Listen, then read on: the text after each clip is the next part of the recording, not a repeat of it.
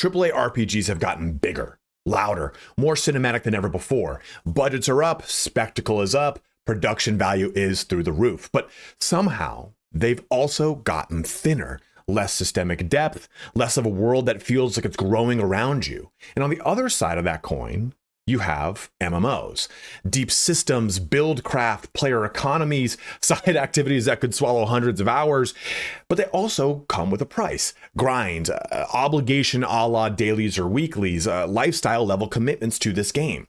And that's where Crimson Desert gets interesting. Because Pearl Abyss, a studio known for MMOs like Black Desert, is now promising a premium single player experience. Not a subscription treadmill, not a live service obligation, a boxed, narrative-driven RPG built on an MMO's DNA.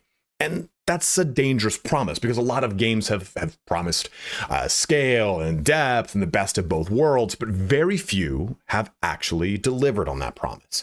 So the real question isn't whether Crimson Desert looks impressive, it's this. Can it actually sit between spectacle and systems, between cinematic polish and MMO depth, without inheriting the grind that usually comes with it? Now, in my typical fashion of upfronting the knowledge in my videos, here's where I stand on all this. If Crimson Desert actually delivers on what it's aiming, it could absolutely fill a gap in modern RPG design. But that's still really a big if, right? We're still at the pre-marketing stage of everything. We're still seeing how the game's developing, and that's what we're unpacking here today. Can Crimson Desert fill this gap in RPGs? So kind of opening up this conversation, we talk about what that gap is. What is that gap in modern RPGs? And we take a look at the way that a lot of RPGs have kind of come out recently. I think it's very easy. It's very safe to take a look at stuff like Dark Souls or Soulsborne in general. Or we take a look at the systems that have kind of been created from the GTA games of, well, I guess Rockstar's whole catalog, or we take a look at Skyrim and Skyrim-esque style of games. Those are kind of our three blueprints, more or less, of the modern RPG. We can even take a look at an action RPG like a Diablo or a Path of Exile. And we get this carbon copy or this cut and paste of a lot of feature sets that are very rudimentary, right? Like, yeah, sure, it's big, it's loud, it's cool, it's awesome. And we take a look at The Witcher and we get this big, huge, massive world, but combat's kind of stale in Witcher. It's not that dynamic. Or we take a look at Skyrim, and Skyrim is beautiful and it's expansive, but it's a game that came out in 2011.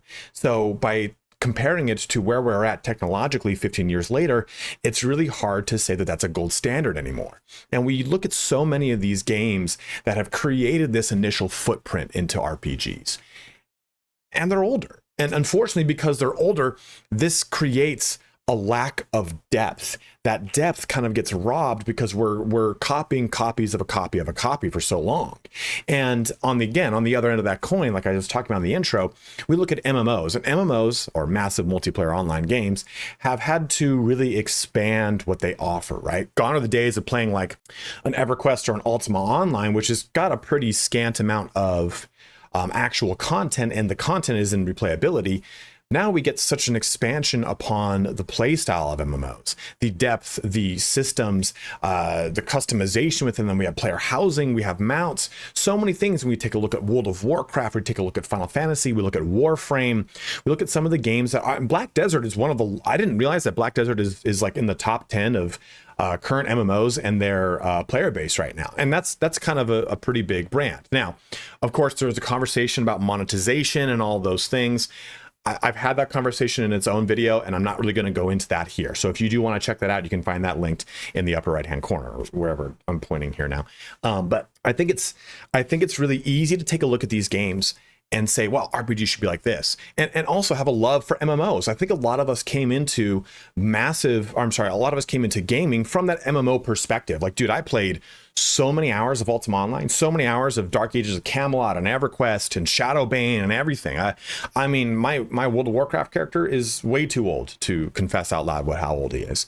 And I think that those things are all great things, but it's we're older. A lot of gamers are older, or we're also just busy people. Even if you're in college, you're a busy person. And that means that you don't necessarily always have the time to lock in for dailies or weeklies or to do these big raids. So on one hand, you have RPGs that have gotten thinner. They have less to offer you, less coming your way.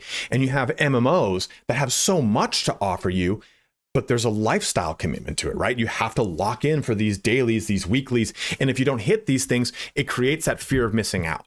So how does Crimson Desert, which originally was planned to be an MMO, take that DNA of an MMO and combine it with a single player experience? Because don't get it confused here.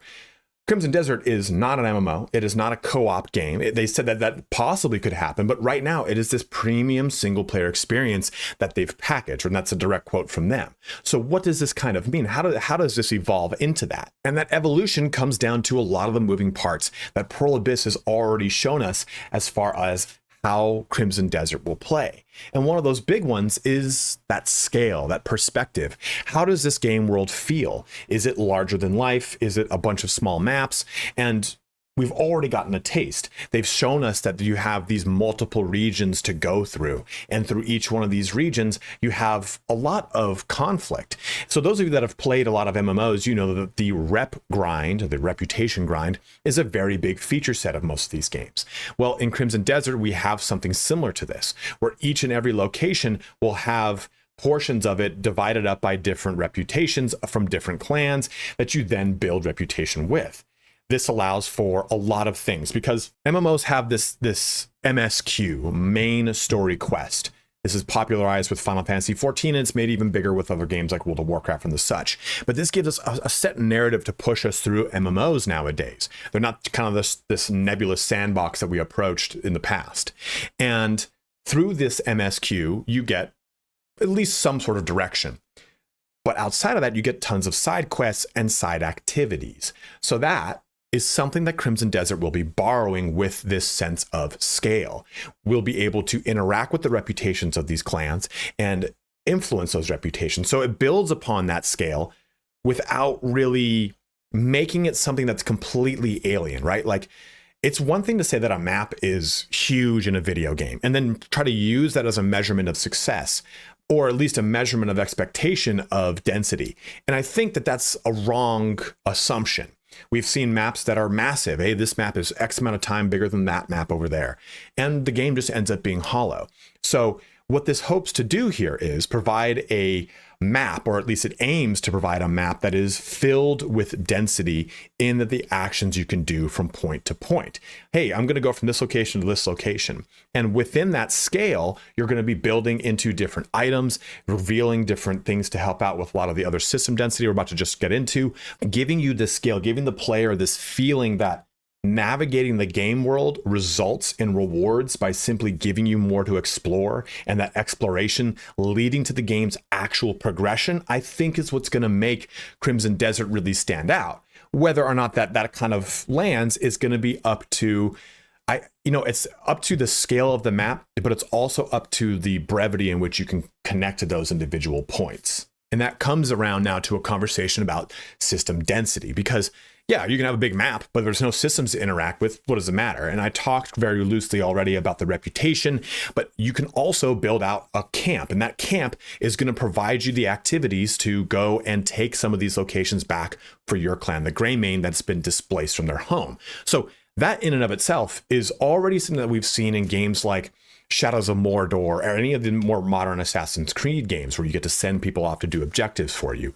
But rather than thinking of, hey, they're going to go complete that thing for me, think of it as, hey, they've got to make something that would otherwise be seen as a grind to just simply go and do and complete. They'll be able to weaken defenses of a fortress, be able to blow open the gates so that you can come in then and save the day. So I think it's kind of an interesting strike between, hey, here's a bunch of menu screen management where I send mission, like think of a Fallout 4, and then it completes all those missions and I reap the rewards. It's, hey, I've sent things out to 5 locations that I want to go and discover and go and do stuff at.